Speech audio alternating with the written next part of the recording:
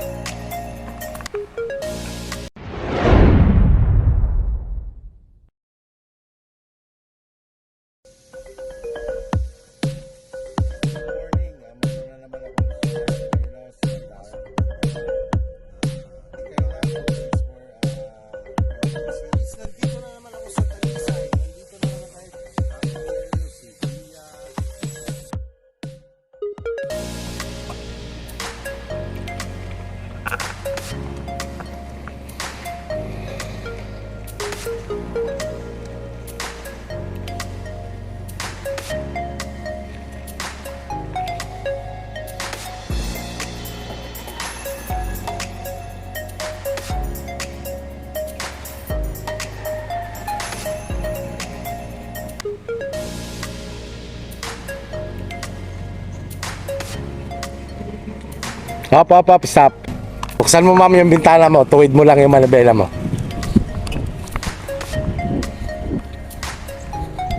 Yan, tuwid mo lang. Kasi balik pa lang sa kanan yan. Pagka ganyan, huwag kang kakabig ka agad. Kasi didikit ka sa kaliwa.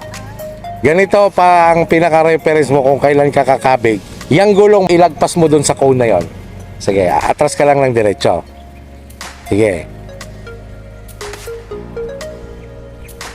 Okay, stop. So ngayon, lumagpas ang gulong, pero makipot pa rin yung kaliwa mo. Ang kalahati naman lang ilagpas mo, kalahati ng kotse mo. Sige, kalahati. Hop. Yan, saka ka ngayon kumabig pa kaliwa. Kahit sagad mo yan. Konting kuwan na lang yan, papantay na yan. Okay, stop. Yan, normal.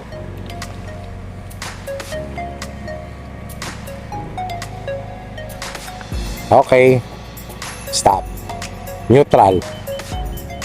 So, Ma'am Marini, ganito, no? Kapag nag-park ka sa ganitong parking, kahit sa actual, pag islant mo gano'n, nakita mo na yung guhit sa kanan, sa kanang side mirror, nakita mo yung guhit sa kaliwang side mirror. Aatras ka muna ng diretsyo nun. Lalapit mo muna yung pinakalikuran mo. Ngayon, pag halimbawa ang likuran mo pumasok na ng konti, di ba, nakaganyan ka.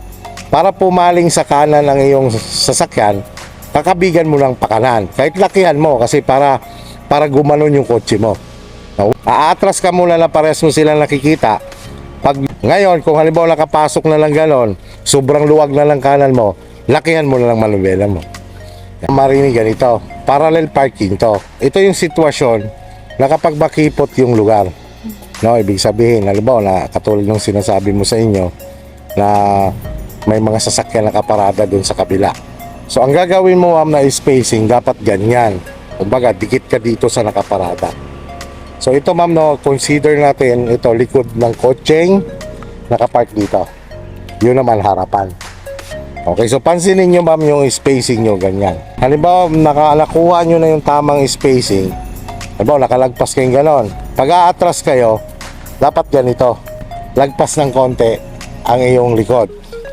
Or yung itong gulong nakatapat sa likuran niya, no?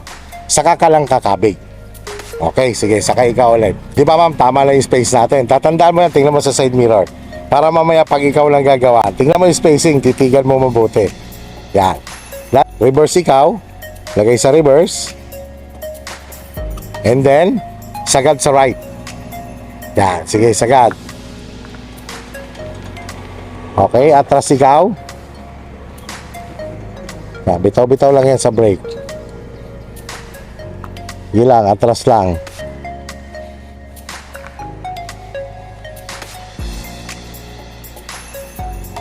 Sige lang.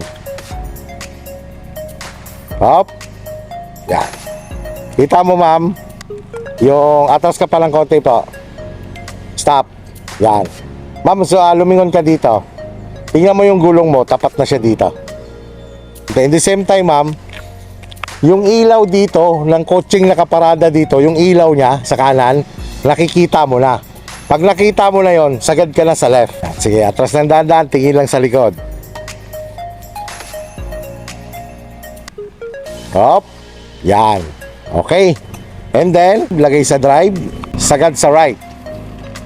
Tapos dito ka naman tumingin. Pag hindi mo na nakita tong cone, nitong cone na to, alin man dito ang hindi mo makita. Di ba ngayon nakikita mo pa siya? Hindi mo siya nakikita dito? Hindi mo nakikita. Kahit ganunin mo siya. Ha? Pag ginanon mo, kita mo. O pag nakaganon ka at hindi mo na siya makita, tumigil ka lang.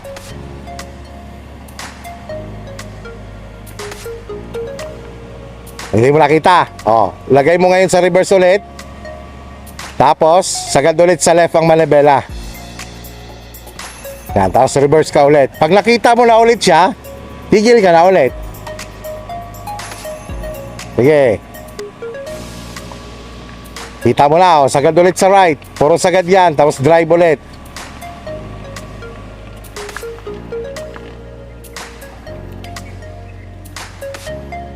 Yeah. Okay. Yeah. Normal manibela.